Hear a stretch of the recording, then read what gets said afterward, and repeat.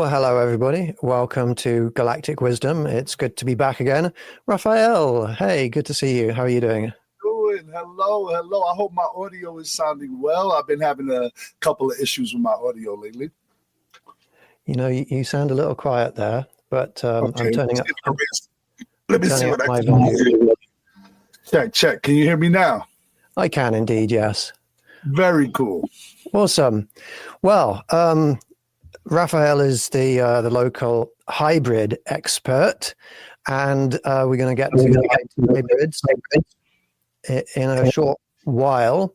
But what I'd like to do first is to give an overview of hybrids, and then maybe Raphael, if you listen to my overview of hybrids, maybe you can give a little bit of feedback about where you fit into this whole big picture. 100%. There's different types of hybrids, and I'm going to go through the different types of hybrids.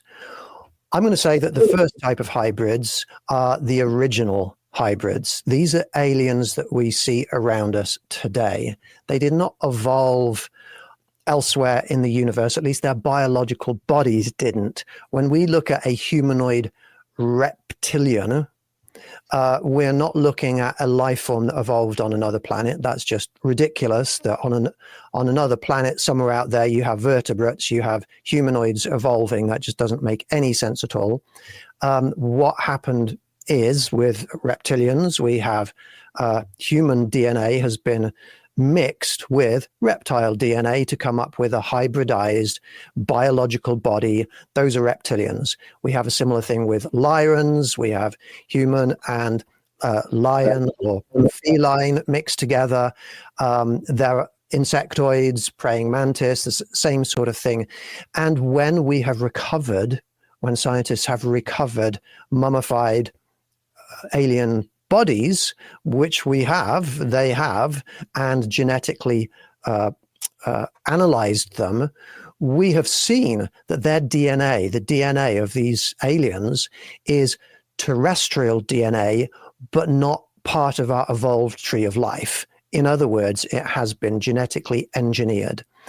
Now, as to the original origin of these terrestrially engineered alien bodies, that's something I'm going to come to a little bit later in today's show. But that's the first type of hybrid, original hybrids, I call them, original alien hybrids. Then we have what is more commonly understood to be hybrids, and that is, in today's world, we have biological human alien hybrids. They're produced by our alien friends by taking some human DNA and mixing it with the DNA of an original hybrid or an alien to produce what appears to us to be some kind of mix of human and alien mixed together. And they can look very alien, they can look very human, or they can kind of look somewhere in the middle. That's the second category of hybrid that we're going to talk about today. The third type of hybrid is what I am, and that is a spiritual human alien hybrid. This is where human beings are altered, enhanced on a spiritual level. They were born human, like myself. I fully think that I was born as a regular Homo sapien, and but then I have been engineered for a few years spiritually to be not quite human. And when psychics meet me, they will kind of look at me and say, "Oh my goodness, what are you? You're not entirely human, are you?" And there is a reason for this kind of spiritual hybridization. With me, it's quite a long and intricate story that goes into the future as well, goes into time travel and communicating through time. That's the third type of hybrid. And I've got to throw this in here because, I mean, I'm a scientist. The fourth type of hybrid, well, humans are hybrids already, but just not in the way that people think. I don't think that we have been en masse hybridized with aliens in the past. There's just too many problems associated with that. But when we analyze our DNA, we can see that we are hybrid.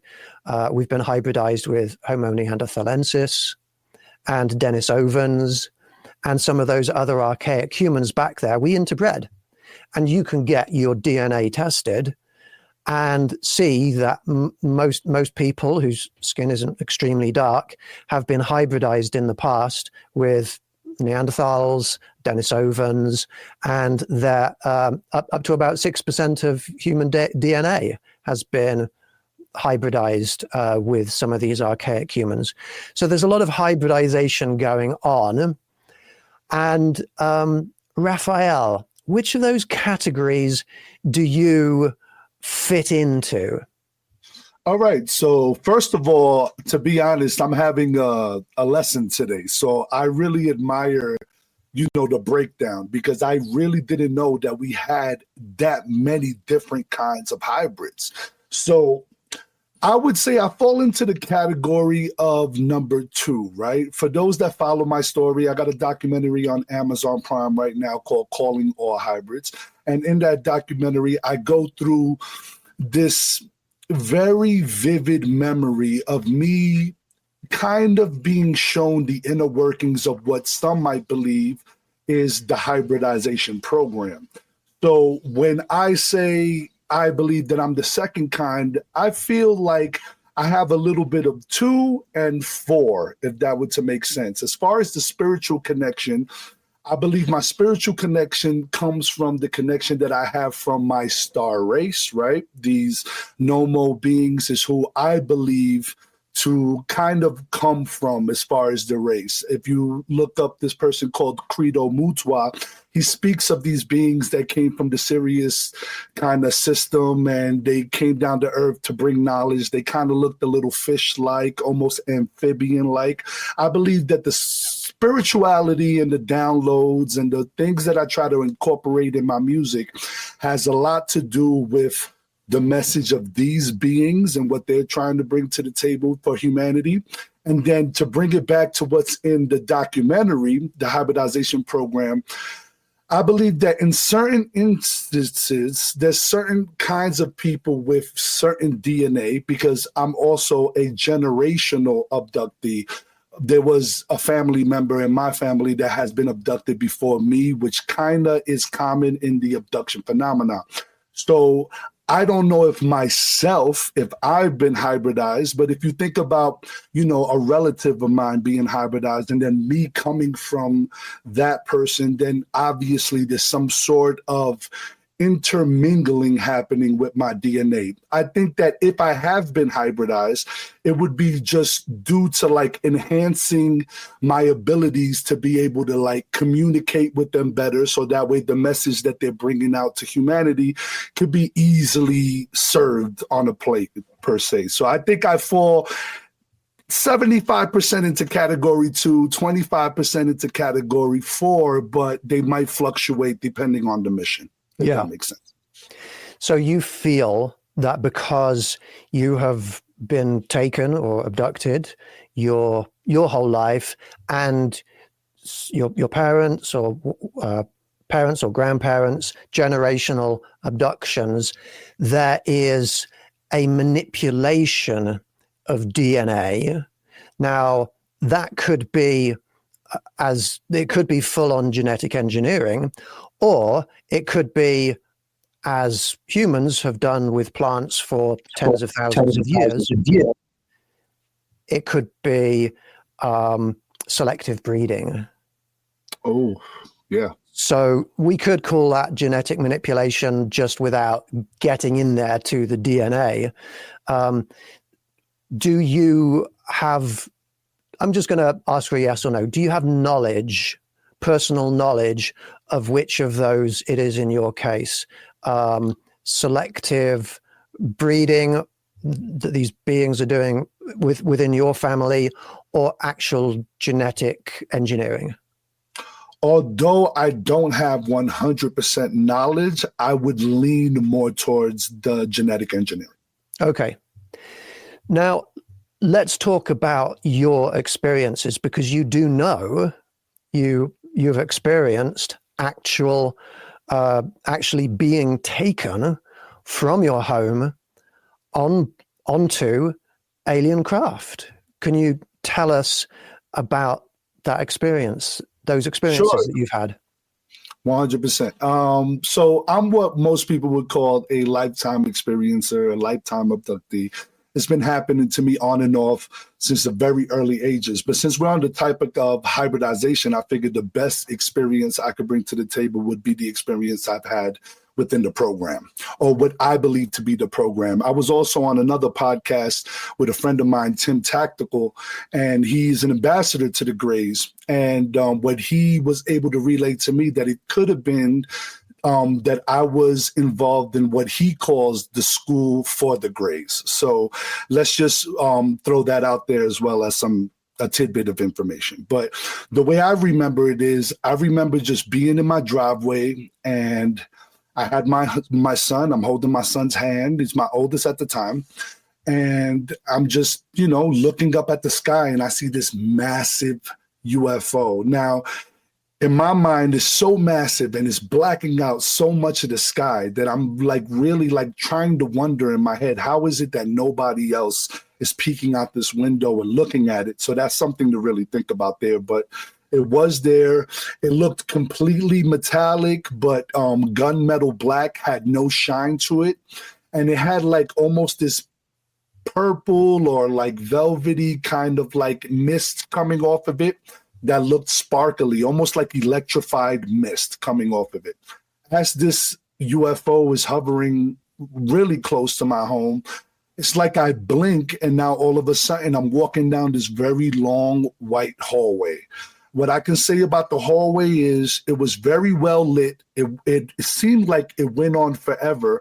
But the odd thing about how lit it was I couldn't find where exactly the light was actually coming from, if that makes sense. There wasn't no light fixtures, no light bulbs. It almost felt like atmosphere itself. So I just want to put that there. Then as I'm walking down this long hallway, I noticed that to the left of me is what I called the tall gray. So they look exactly like the small grays that you would, that anybody depicts, big bulbous head, big almond eyes, 2 holes where the nose should be, small lips. But in this case, it was about 7 to 8 feet tall. It had a very long neck, like twice as long as most necks should be. So it's almost exaggeratedly long. And their head, although it was looking exactly like a gray, it was very small compared to how I'm used to seeing the grays, with a bigger head compared to their neck and body size. So I don't remember too much about the clothing. I know from the top to about the waist, it was definitely didn't have any clothes on. Texture of skin would be similar to a dry dolphin wetsuit type stingray.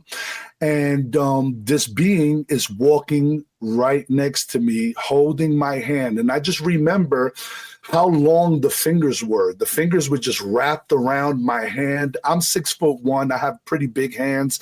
And these long nubs kind of just dwarfed my hands. They were so long.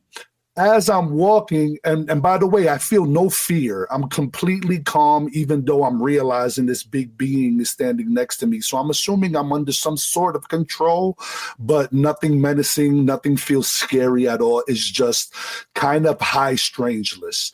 I'm holding my son's hand with my right hand, and holding his hand is almost a carbon copy, identical version of the same being that's to the left of me, is to the left of my son. So we're being escorted by these 2 beings.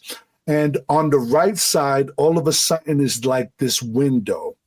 I know it to be a 2-way mirror right now, but at the time it was just a window, just a sheet of glass looking into what seems to me to be a daycare. The best way that I can explain it is, if you ever been to take a child to an emergency room or to a hospital dentist visit, they usually have a lobby area with toys and a mural on the wall and all that stuff. That's exactly identical to what it looked like. Very childlike, very for children.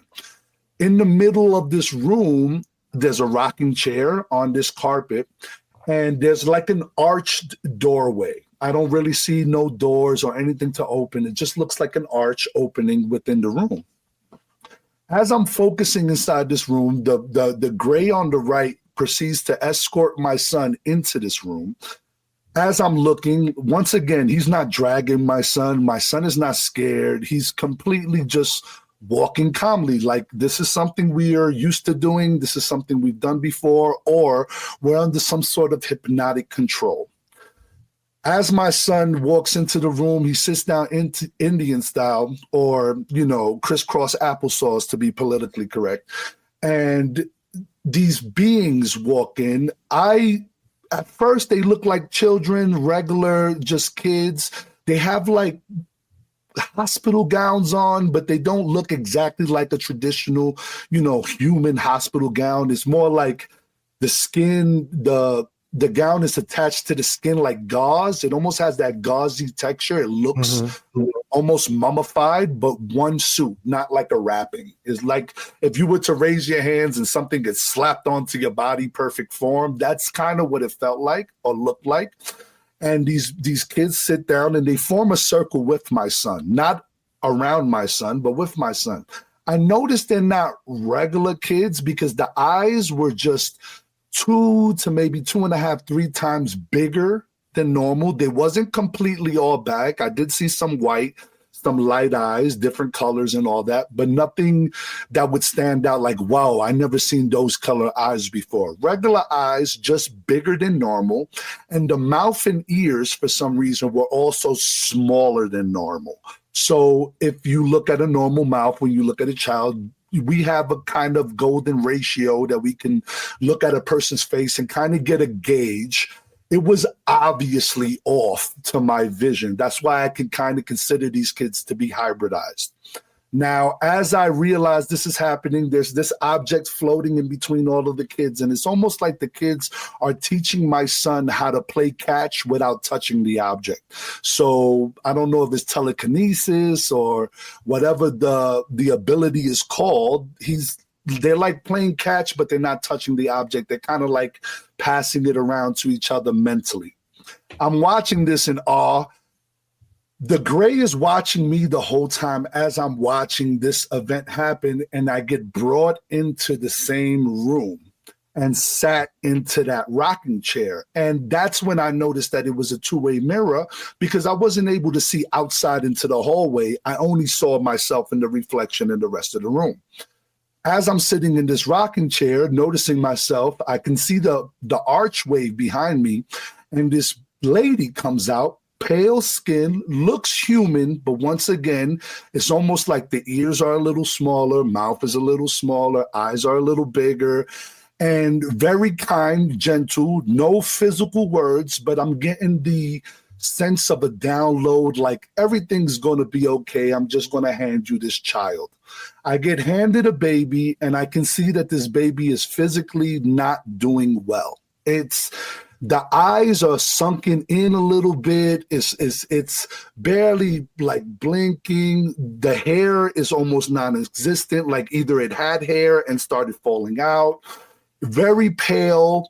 And I get handed this bottle, and the gray and this hybridized woman are both looking at me almost with the sense of like, okay, now bond with it. Connect with it. Show it love. Make it live. Do whatever you humans do to like make this thing work. And I just tried to feed it, and I can tell that the baby was not responding to the bottle. It didn't want to be fed. Whatever liquid was in the bottle was kind of like just dripping on the mouth, and maybe the baby was like, but it wasn't really responding. At that point, once again, weirdly, it's almost like I blink, and now I'm sitting inside of this huge auditorium, and it looks exactly like a college lecture hall. If you've gone to college, it's like the seats are staggered up ways, and it's weird because there's no legs on the chairs. It's almost like there's scoops coming out of the back of walls and tiers, and I'm sitting within one of the scoops, and there's this lady this obese, I'm gonna say obese because she was really heavy lady, darker skinned, and me and her started to have a dialogue almost as if we were sitting there forever, but I just realized I was talking to her. And she was like, so where you from? I tell her I'm from the Bronx. She tells me she's from Brooklyn. We're having this conversation and dialogue. I think she's really nice. I'm actually giggling, not worried about where I am. It's kind of weird. And then as I'm focusing on the conversation, I noticed this being walking to the auditorium room towards this table that has this little square cube on it. And the being is something like I've never seen before. I rarely hear anybody else talk about this being, but it's like it has like a jelly type substance. It's head, shoulders, arms, body, legs, just like humans, but it definitely didn't have bones. And it moved like it didn't have bones. Like the inside of the skin was like watery or full of some kind of sparkly liquid or essence or whatever, but it wasn't solid. It was like I'm looking at a shape take form of a human walking in like a very fluid motion towards this table. It makes a hand gesture towards the table. The top of the cube, the small little black cube, opens up, and then the most HD hologram I've ever seen of the planet Earth pops up and just starts rotating slowly. And I'm looking at it, and it's so detailed and so defined and so huge. And I'm in such awe of this hologram that it almost felt like if I took my finger and touched the hologram, something on Earth would get affected. I know that's not the case, but that's just how HD and like high definition it looked to me. So as I'm focusing on just the awe of this hologram, I see this small meteor come out of the corner of the auditorium. It hits the world blows up, and then I hear inside of my body in a voice that doesn't sound like my own, almost a little robotic in nature. When this happens, you will all have a job to do. And then once again, it's like I blink, and now I'm in the middle of this huge field. And for anybody that knows anything about like Woodstock or anything like that, you can look up photos of Woodstock and you can see like a huge amount of people in this field listening to music. So it was almost identical, just without the music, just the sea of people in this field. And then there was this huge light coming from the sky, which I interpreted to be the same meteor I just saw in the hologram coming towards Earth. But this time I'm on Earth. And then we all put our palms up and kind of face to it with the intention of like watching it explode. And then the meteor explodes in the air, and it looks like that last scene in Independence Day when the spaceship blows up and all the things are falling down and they look like fireworks, yada, yada, yada. And then once again, I blink and I'm back in my driveway. My son's head is sleeping on my shoulder with his legs wrapped around my arm. I'm holding him, and I see that same UFO slowly floating away. And the odd thing about that is, although it's the end of my memory, I don't remember walking in my house, laying my son down, going back to sleep. It's just like I blink from the driveway and I wake up in this morning. So that was my hybridization experience in a nutshell. What a fascinating and cool experience. And there's a lot to analyze about that. And I'm pretty certain I know what it was all about, what was going on. But there's just a few things I want to pick up on. And the first is to say there are many different alien species there. Now, you're referring to the hybridization program. You have knowledge of one. I definitely have knowledge that there's quite a lot of different ones. Do you have firsthand experience of other, like firsthand experience of other hybrid programs, or is that's the only program? That would be the only one that I specifically remember being a part of, yeah. Okay, thank you. Now, your experience is I kind of want to say very believable, but I don't have beliefs. I have knowledge based on evidence. That I've talked to many people who have had experiences very similar to yours. Everything slots into place, and in terms of probability, it is almost certain, I can't prove it myself, but it's almost certain that your experience is 100% real. So I have no doubt accepting that as a probability. So I want to say that first. And I've talked to you many times about this. I've known you for many years. You're a solid guy, and you're not making this up.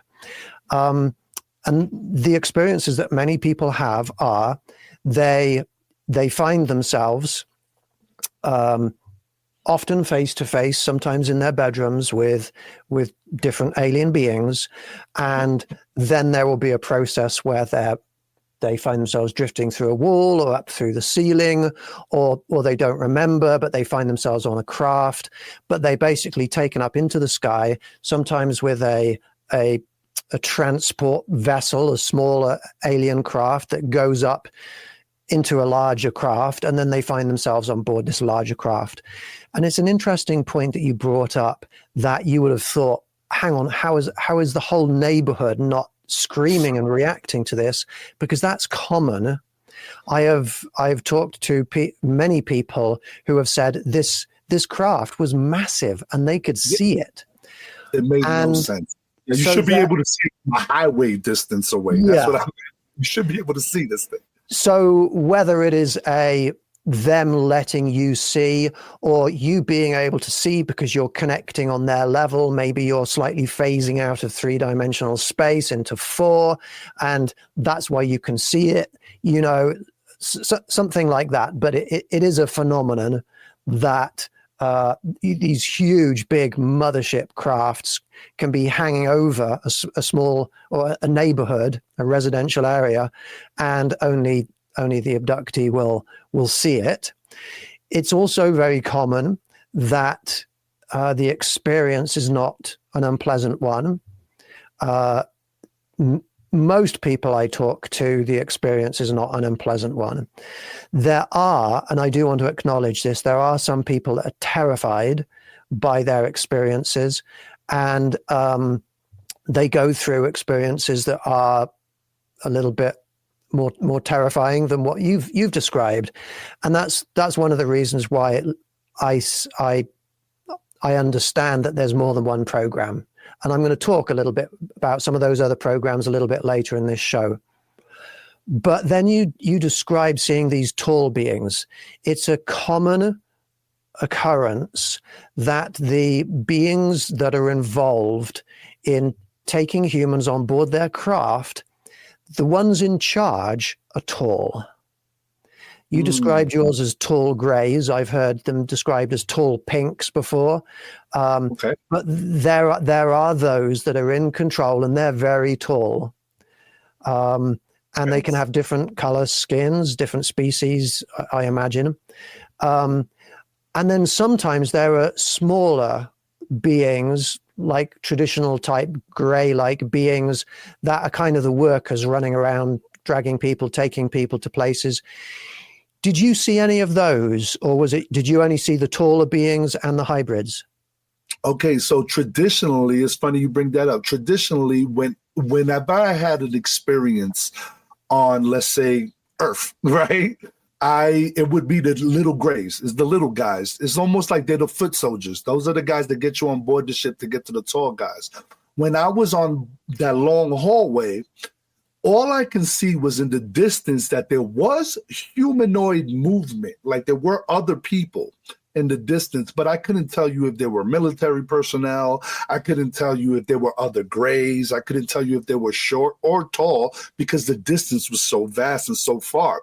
It was just, I did see other people around. So I didn't see the little grays in the story that I just told you about the hybridization program, but I have seen them, and it's more current for me to see them when I'm waking up at home, or I'm in a field. Like so they are there, and you have had experiences with them. That's very interesting. Just as an aside, I want to point out, some people refer to them as like living robots. Some people don't know how to express what they are. Well, all of these beings have been genetically engineered at some point, and they've been genetically engineered for different purposes. And our technological, physical metal robots are not as efficient as some of these biological machines. We could call them biological robots. The thing that I don't go along with, that some people assume, is that because they've been engineered and they're a little bit more sort of worker-like, is that they don't have they're not sentient, they're not conscious. And I find that nonsensical, because if they have brains, they have consciousness, they have sentience, and it's only sort of human inability to really understand the difference between the human inability to understand where sentience comes from that makes them leap to the incorrect assumption that they're not conscious, but I certainly think they are. I'm going to show you an image that I created using AI in order to put into some of my videos, some of the videos that I make. And I wanted to produce an image of a biological human alien hybrid woman. And I'm going to get you to just look at this image and give me feedback about whether this is the kind of being that you personally saw on that craft. Okay, you know what's so okay? This is almost scary, and I'm gonna tell you why. This almost is freaky. First of all, I'm waiting to see an image of something that looks a little bit wow. This is almost freaky. Whoa. Okay, this is okay. My heart's racing a little bit. All right. So what I would say is the children 100% look like this. The ears were a little bit more pinned back, closer to the head. The nasal passage was a lot more thinner. The nose and the nostrils was a lot less defined and smaller. And the lips in this photo is way too big for what I remember.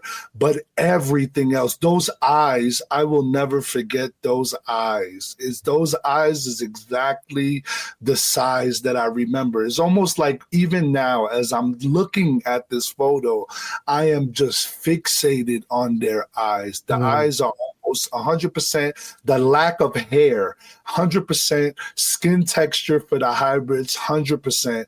I would just work on the nose being like I just work on the points that I brought up, and it would be perfect.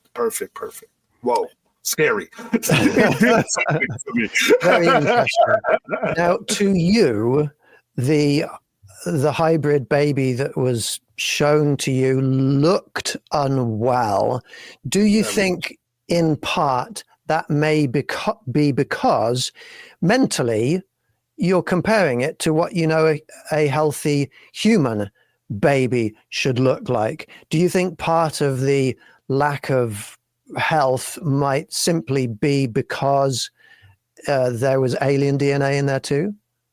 I would say in this instance, it was the baby was obviously sick. It was borderline on the edge of, it wasn't really doing well. I wouldn't be surprised if, unfortunately, the baby has expired by now. I think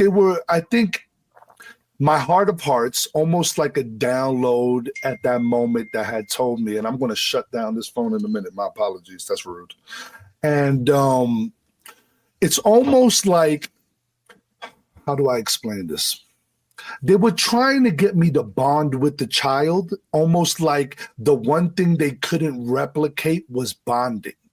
Yes. So it's like when I had my two boys, the first thing I did was I took my shirt off and I placed the baby upon my chest so we could kind of like, I'm your father. It's the connection to the baby. They say to do that is good, right? It's almost like they knew a version of that.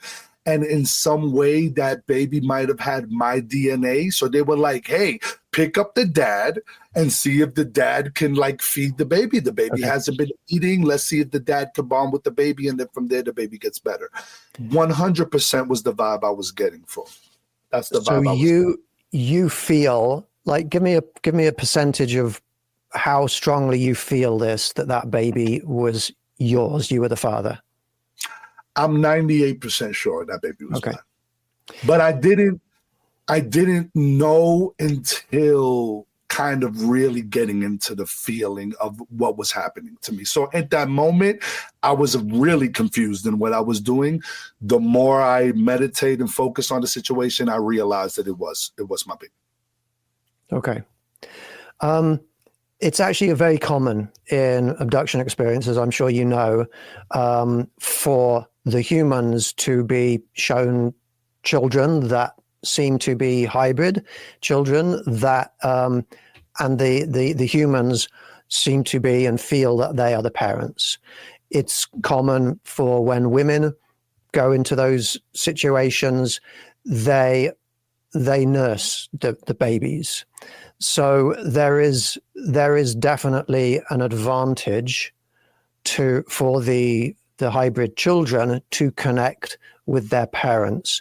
Did you feel what could be described as a connection beyond just regular five senses? Do you feel that you were connecting with your baby in a psychic, spirit, or spiritual way? Currently, or at that time? At that time. At that time, I would say it was more of a confusion. It's weird because Okay. I knew what I had to do was to feed the baby, and I got the sense that they want me to bond with it in some way. Like, this is my baby. Like, but I was too out of it maybe to understand the process of what was going on. But the connection is definitely there. I mean, I don't really talk about this a lot, but I do have a connection to a hybrid daughter that I've known is on ship and we've connected with before as well. So I know through the program, I wouldn't be surprised if it's more than one baby that I have had. But, you know, it's I guess it's a part of the process. I wish I knew more, but it's just, unfortunately, I was brought into the thing. Okay. So you have knowledge of those hybrid children that were there and that sickly baby that was almost certainly yours, but you also have a healthy, living hybrid daughter called Exara. Am I saying that right? Yes, 100%. The reason why I don't speak about it a lot is because, I mean, I'm just going to be completely honest. The reason why I don't speak about it a lot is because the memory that I have with her is more of a connection that I have whenever I'm kind of lost in my way.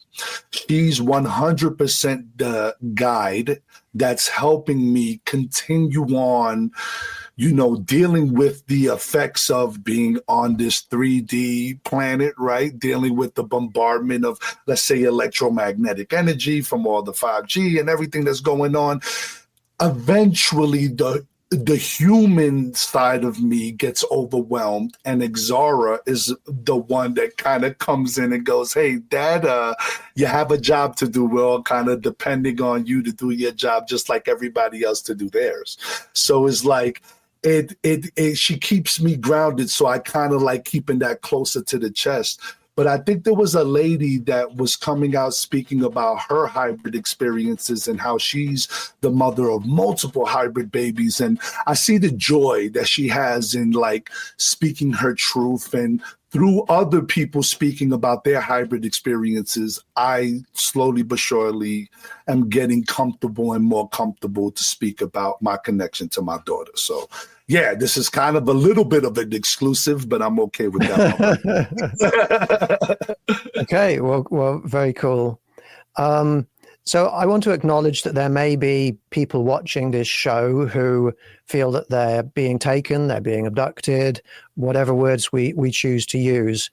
I think it should be acknowledged that the idea to many people of being taken without permission is not morally acceptable. I think it should be acknowledged that the idea of being sexually utilized by many people non-consensually is morally unacceptable to many people. So anybody who's watching, who's going through this and maybe doesn't feel the joy, the happiness, the excitement, the interest, you know, this is chill that you're experiencing, maybe they're feeling more like this is a violation or even terrifying. I want people to know that I'm with you. I get that. I understand that. I have had people who have come and talked to me, seen some of my photos, seen photographs or scans of beings that people in my meetings have drawn, and seen the face and break down instantly in tears. And who are they? What do they want? Why are they doing this to me? It can be very traumatic. But I want to also give 2 or 3 messages to those people. If you need somebody to talk to, reach out to me, and I can help you to understand the experience and put it in perspective. Even though it may feel like this is not okay, I want us to think a little bit about, well, what do human beings do, say, to dairy cows? Probably what we do to them is a lot worse, because after all of that reproductive stuff, we put them in terrible environments and then we kill them and eat them. Human beings are not going through quite as bad a thing in these abduction experiences. So I want people to sort of keep that in perspective. Now, the people I know who eat or drink dairy, they don't feel like they're contributing to anything terrible, but the cow may not agree.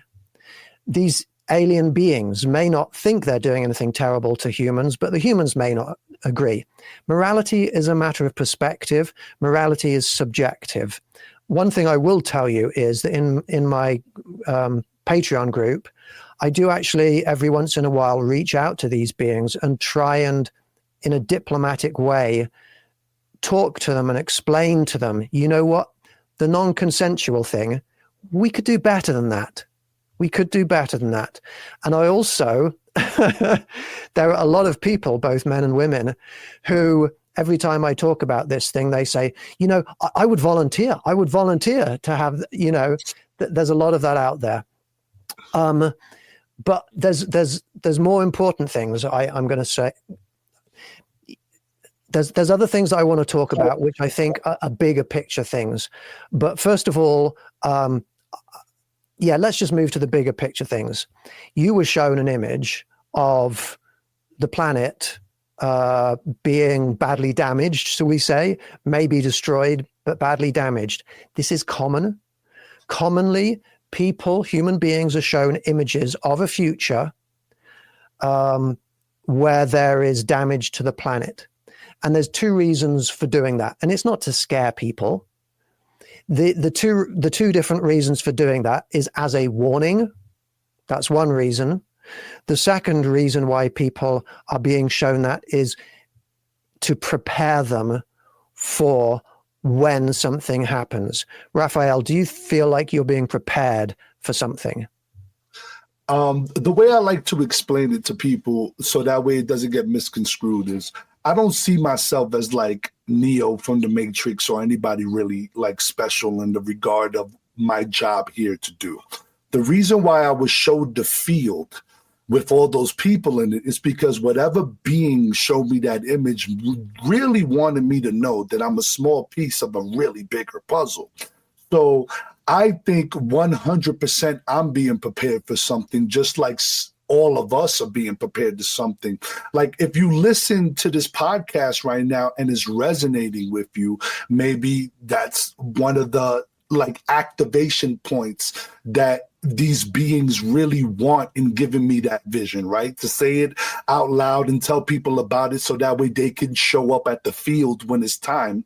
But on a retrospect, I've been in meetings before where a lot of other psychic people that I trust would say that's more of a metaphor in saying, the world's about to go through some changes and the old dichotomy is about to be destroyed by whatever reason, whatever this asteroid is. And it's up to us to either shift timelines or make it to where it doesn't happen. All of us in that field can control whether that asteroid hits or if it doesn't hit. So it can be an energetic metaphor in, the planet going through a severe change and us as hybridized, experiencers that are willing to get on podcasts like yours and tell our truth are just awakening everybody to show up at that field, or it can actually be a moment in the far future, near future, where I might be called to be somewhere for some reason beyond my knowledge. Whatever it is, I'm open to it and I'm ready to do the work. And I've noticed a long time ago that I'm here to serve. I'm here to give the knowledge that I've been received from the stars. And I'm here to like tell people about my experiences, no matter what it might make anybody look like doing it, just because it is the job, right? We came here to do the job. So, and also I want to touch on one other thing. It might be scary when these gray beings come into your room, and I can totally understand that. And one of the reasons why I would say is we want to try to focus on this. These beings are so telepathic that they have no reason to use facial facial mannerisms. So as humans, we like 80% of our language is body language. When we look at a being that might be looking at us, that being might be the happiest being in the world, but since it doesn't use its face, it doesn't look that way. So just try to keep that in mind. Yes, it's scary. It might be a difficult thing to go through, but the more you listen to these podcasts and you attend groups like Rupert's groups, where he has a lot of amazing groups with a lot of amazing people that can help you through those things, you'll realize very, very fast that humans communicate in one way and these beings communicate in another. So try to keep that in mind when you have these experiences as well. Absolutely. There's some very good points you just made there. So, you know, this is a subject we could easily talk about for another couple of hours, but we only have about 5 minutes left. Sure. I do know from my whole life of experience and talking to thousands of people about this subject that there are a number of people who are being shown visions of the Earth kind of collapsing in a few different ways, definitely environmental damage. I mean, a classic example is the Ariel School in Zimbabwe incident in the 1990s, where the craft landed. 62 children saw a craft land right next to their school, and alien beings got out and communicated telepathically with them and showed them an image of a future where environmentally the world is being destroyed. And that is common.